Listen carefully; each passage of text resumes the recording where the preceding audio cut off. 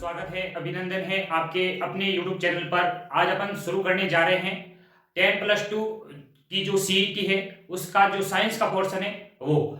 उससे पहले अपन जो सीरीज शुरू कर रहे हैं आंसर दो पैसे जीतो सीरीज। इसके अंदर अपन हमेशा प्रत्येक वीडियो के अंदर दो क्वेश्चन पूछे जाएंगे, जिसके अंदर दोनों क्वेश्चन के सबसे पहले जवाब देने वाले विद्यार्थी को 11 रुपए फोन पे किए जाएंगे।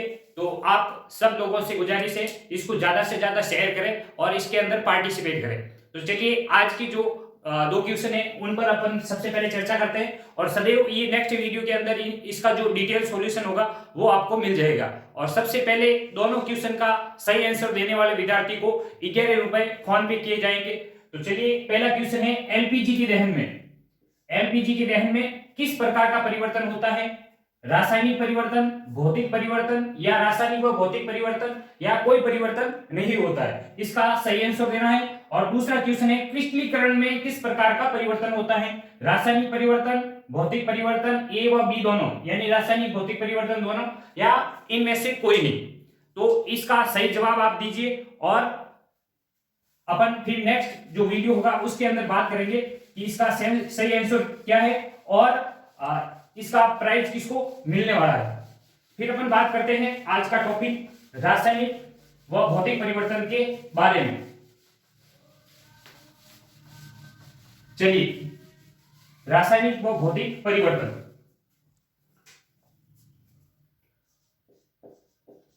रासायनिक व भौतिक परिवर्तन।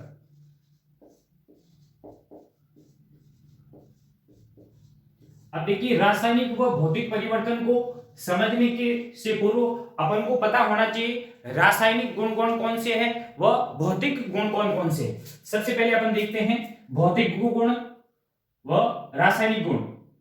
इधर अपन बात करेंगे भौतिक परिवर्तन की, भौतिक परिवर्तन, और दूसरी साइड अपन बात करेंगे रासायनिक परिवर्तन, रासायनिक परिवर्तन की। अब देखिए, भौतिक परिवर्तन में अपन बात करें तो वह परिवर्तन जिसके अंदर भौतिक गुणों के अंदर यदि परिवर्तन हो तो उसे अपन कहेंगे भौतिक परिवर्तन। भौतिक गुण कौन कौन से, यानी इसमें यानी जो भौतिक परिवर्तन है उसमें भौतिक गुणों में परिवर्तन होता है, भौतिक गुणों में परिवर्तन होता है। अब देखिए, भौतिक गुण कौन कौन से, जैसे आकार, यदि किसी के आकार में परिवर्तन हो रहा है तो उसके अंदर भौतिक परिवर्तन हो रहा है। आकार, आयतन, यदि किसी के आयतन में अपन परिवर्तन कर रहे हैं तो वो भी क्या है, भौतिक परिवर्तन है। आमाप यानी साइज, साइज के अंदर भी अपन परिवर्तन कर रहे हैं तो वह भी एक भौतिक परिवर्तन है। और अवस्था, यदि किसी के अवस्था में परिवर्तन हो रहा है या रंग में परिवर्तन हो रहा है, उन सभी को अपन किसके अंदर कंसीडर करेंगे, भौतिक गुणों के अंदर कंसीडर करेंगे। यानी वे परिवर्तन जिसके अंदर भौतिक गुणों में परिवर्तन हो उसे अपन भौतिक परिवर्तन कहते हैं। अब देखिए, इसका एक उदाहरण की अपन बात करें, जैसे जल से बर्फ का निर्माण और बर्फ से पूर्ण जल का निर्माण, या जल से वाष्प का निर्माण, यह क्या हो रहा है, अवस्था परिवर्तन हो रहा है। और अवस्था परिवर्तन किसके अंदर आता है, भौतिक गुणों के अंदर आता है। और यह किस प्रकार का परिवर्तन है, तो भौतिक परिवर्तन है। अपन यदि रासायनिक के अंदर देखें तो रासायनिक परिवर्तन में रासायनिक गुणों के अंदर जो परिवर्तन होता है उसे अपन कहेंगे रासायनिक परिवर्तन। रासायनिक गुणों में परिवर्तन, रासायनिक गुणों व भौतिक गुणों में भी इसके अंदर क्या होता है, परिवर्तन होता है, भौतिक गुणों में परिवर्तन। अब देखिए, रासायनिक गुण कौन कौन से, तो यदि किसी के अंदर अम्लीयता या क्षारीयता या क्रियाशीलता,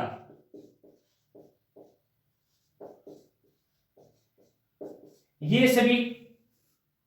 सभी किस प्रकार के गुण है? रासायनिक गुण है। यदि इनके अंदर परिवर्तन होता है तो अपन कहेंगे उसमें रासायनिक परिवर्तन हो रहा है। जैसे अपन बात करें दूध से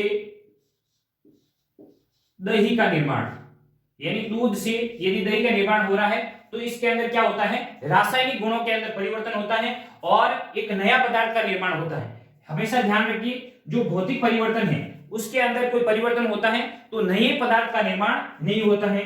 इसमें नए पदार्थ का निर्माण नहीं होगा, इसमें नए पदार्थ का निर्माण नहीं होता है, इसमें नए पदार्थ का निर्माण नहीं होता है। जबकि अपन देखते हैं कि रासायनिक परिवर्तन के अंदर एक से अधिक नए पदार्थ का निर्माण हो सकता है। इसमें नए पदार्थ का निर्माण होता है,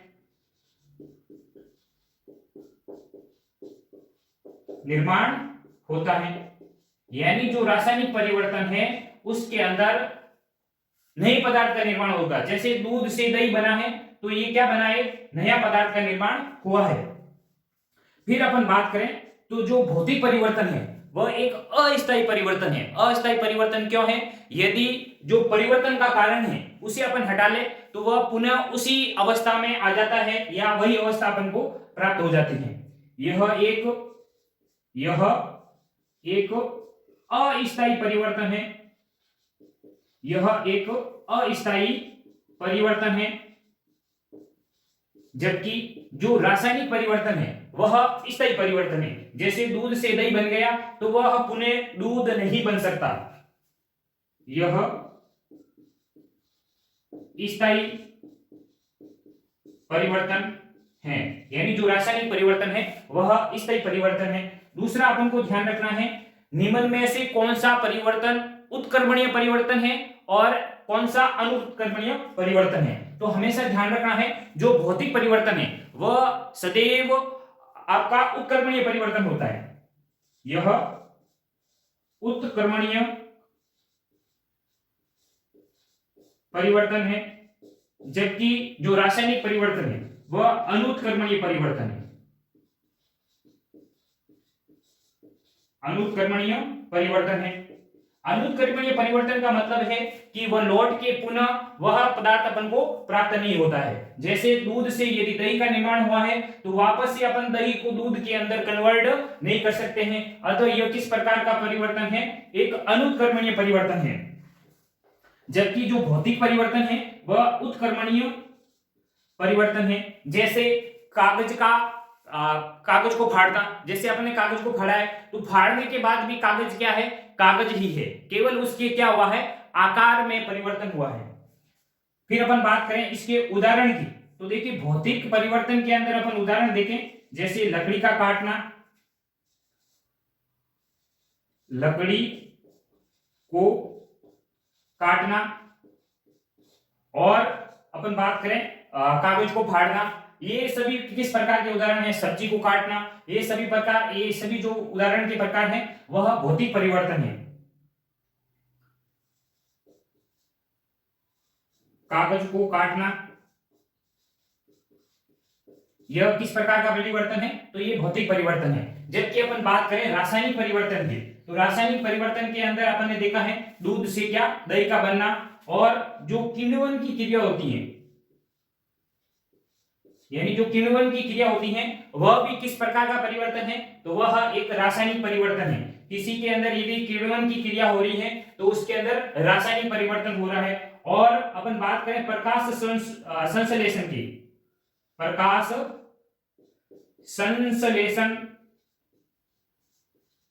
उसमें भी यानी प्रकाश संश्लेषण में भी किस प्रकार का परिवर्तन होता है? तो उसमें भी रासायनिक परिवर्तन होता है। फिर अपन बात करें जो श्वसन है, श्वसन में भी किस प्रकार का परिवर्तन होता है? तो श्वसन में भी रासायनिक परिवर्तन होता है। फिर अपन बात करें जो धातु का संसारण होता है, धातु का संसारण, जैसे लोहे पर जंग का लगना, धातु संसारण की अपन बात करें, जैसे लोहे पर जंग लगना, यानी जो लोहे पर जंग लगता है वह भी किस प्रकार का परिवर्तन है? एक रासायनिक परिवर्तन है। लोहा व जंग दोनों अलग अलग पदार्थ हैं और ये आयरन ऑक्साइड यानी जो जंग है वो आयरन ऑक्साइड होता है। फिर अपन बात करें जैसे जो चांदी है, चांदी का काला होना, यह भी एक किसका उदाहरण है? धातु संसरण का उदाहरण है। चांदी का काला होना। और अपन बात करें तांबे का, तांबे पर हरी पपड़ी का जमना, तांबे पर हरी पपड़ी का जमना, ये सभी जो परिवर्तन है वह रासायनिक परिवर्तन के अंतर्गत आते हैं। इसके अलावा जो उदाहरण है वो अपन एक बार पुनः देख लेते हैं, फिर अपन नेक्स्ट जो उदाहरण है उन पर बात करेंगे। भौतिक परिवर्तन, भौतिक परिवर्तन होता है भौतिक गुणों में यदि परिवर्तन हो रहा है तो उसे अपन भौतिक परिवर्तन कहते हैं। भौतिक गुण कौन कौन से? तो आकार, आयतन, आमाप, अवस्था, रंग में यदि परिवर्तन होता है तो उसे अपन कहते हैं भौतिक परिवर्तन।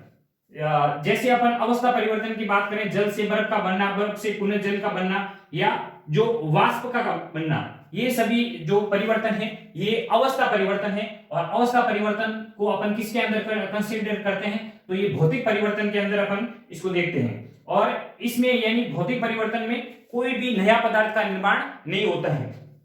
और यह एक अस्थायी परिवर्तन है, यानी जो भौतिक परिवर्तन है वो किस प्रकार का परिवर्तन है? एक अस्थायी परिवर्तन है। और यह उत्क्रमणीय होता है, यानी यह पुनः लौट कर, जैसे जल से बर्फ का बनना, बर्फ से पुनः अपन जल का निर्माण कर सकते हैं, यानी ये उत्क्रमणीय परिवर्तन है। और लकड़ी को काटना, कागज को काटना, या बल्ब का दीप्तिमान होना, बल्ब का दीप्तिमान होना, यानी बल्ब का जलना, यह भी किस प्रकार का परिवर्तन है? एक भौतिक परिवर्तन है। फिर रासायनिक परिवर्तन में देखें तो रासायनिक परिवर्तन में रासायनिक गुणों के साथ साथ भौतिक गुणों में भी उसके अंदर परिवर्तन हो सकता है। रासायनिक गुण जैसे अम्लीयता, क्षारीयता, या उसकी जो क्रियाशीलता होती है उसके आधार पर अपन देखते हैं रासायनिक गुणों को। और फिर जैसे अपन बात करें उदाहरण की, तो एक फेमस उदाहरण है दूध से दही का निर्माण होना, यह किस प्रकार का परिवर्तन है? रासायनिक परिवर्तन है। और जो रासायनिक परिवर्तन है उसमें एक नए पदार्थ का निर्माण होता है। और जो रासायनिक परिवर्तन है वो स्थायी परिवर्तन है, उस पर एक बार जैसे दूध से दही बन गया फिर दही से दूध नहीं बन सकता। और यह अनुत्क्रमणीय परिवर्तन है, पुनः लौटकर वह जो पदार्थ है वो अपन को प्राप्त नहीं होगा। किण्वन की जो क्रिया होती है वह भी, उसमें भी आपके रासायनिक परिवर्तन होता है। प्रकाश संश्लेषण में भी रासायनिक परिवर्तन होता है, हमें ध्यान रखना है। और श्वसन की जो क्रिया होती है उसमें भी आपके रासायनिक परिवर्तन होता है। जबकि सांस लेने व छोड़ने के अंदर जो परिवर्तन होता है वह आपका भौतिक परिवर्तन है। जबकि जो श्वसन है, जो श्वसन की क्रिया होती है उसमें रासायनिक परिवर्तन होता है। धातु संसारण, ये अभी लैब असिस्टेंट के अंदर क्वेश्चन था कि लोहे पर जंग का लगना किस प्रकार का परिवर्तन है? तो यह रासायनिक परिवर्तन है। फिर देखो चांदी का काला होना, तांबे के ऊपर हरी पपड़ी का जमना। इसके अलावा और भी कुछ उदाहरण हैं, उनके बारे में अपन चर्चा करते हैं।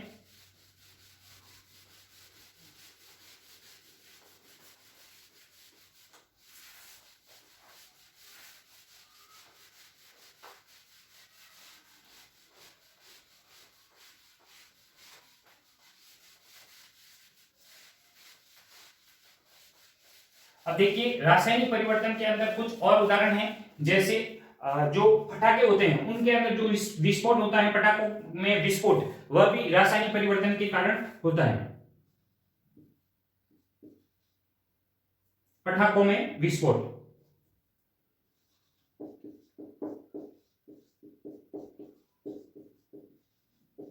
और जो विकिरण उत्पन्न होते हैं, विकिरण का उत्पन्न होना या अवशोषित होना, वह भी रासायनिक परिवर्तन है।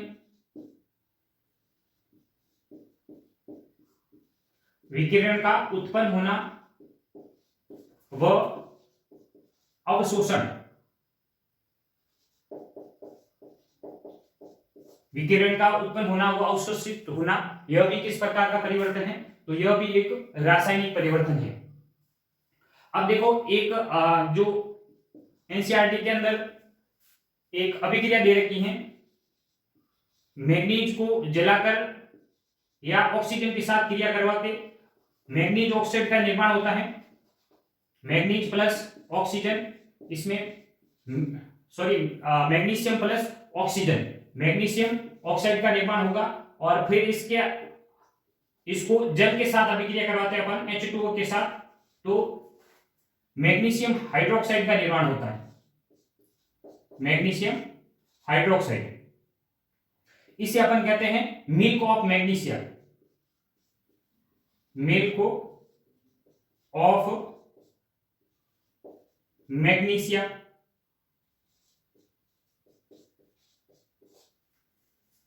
ये एक सारे पदार्थ होता है, इसको पेट की जो अम्लीयता को दूर करने के लिए या अपाचन को दूर करने के लिए इसका उपयोग करते हैं। एक तो आपको ये अभिक्रिया ध्यान रखनी है। दूसरा, जो लोहे पर जंग लगता है वह हमेशा देखो, एक तो लोहा होना चाहिए और दूसरा ऑक्सीजन की उपस्थिति होनी चाहिए और तीसरा जल होना चाहिए, तभी जाकर के आयरन ऑक्साइड का निर्माण होता है।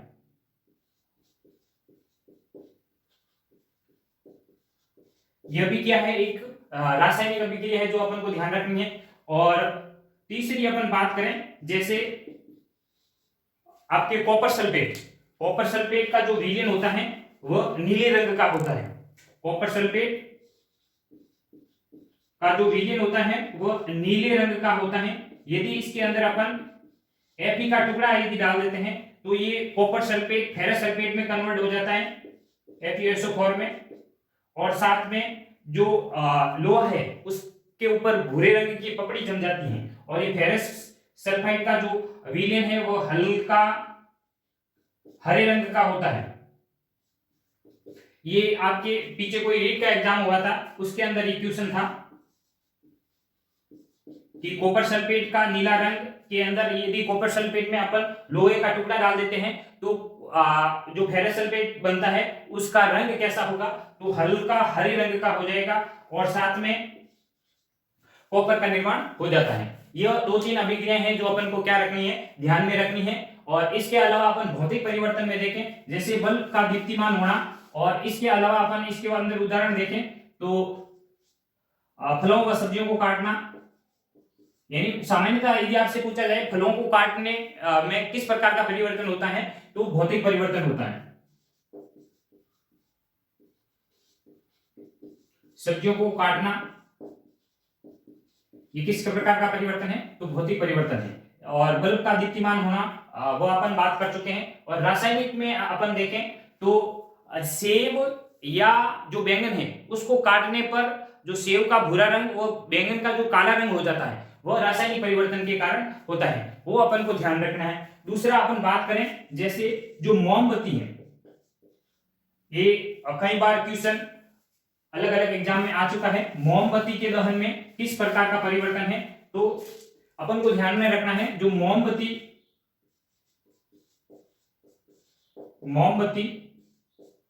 के अंदर जो मोमबत्ती के दहन में किस प्रकार का परिवर्तन होता है, तो अपन को ध्यान रखना है कि मोमबत्ती के दहन के अंदर एक तो रासायनिक परिवर्तन होता है, रासायनिक व भौतिक दोनों परिवर्तन होते हैं। भौतिक परिवर्तन क्यों होता है, क्योंकि जब भी अपन मोमबत्ती को जलाते हैं तो मोमबत्ती जो ठोस है वह पहले द्रव के अंदर कन्वर्ट होगी और उसके बाद जो मोम है वह जलता है। यानी जलने के अंदर तो क्या होगा, दहन में तो रासायनिक परिवर्तन होगा, लेकिन उससे पहले क्या होता है, मोम जो ठोस है वह द्रव में बदलता है, इसके कारण इसमें भौतिक परिवर्तन भी होता है। ये आप ध्यान रखोगे। ये अपना जो भौतिक व रासायनिक परिवर्तन है वो चैप्टर यहाँ समाप्त होता है। और जो क्वेश्चन मैंने पूछे थे उनका आप जवाब दीजिएगा और नेक्स्ट वीडियो में अपन इसका जो डिटेल सॉल्यूशन है और जो बंदा सही आंसर देगा उसका भी अपन जिक्र नेक्स्ट वीडियो में करेंगे। जय हिंद, जय भारत।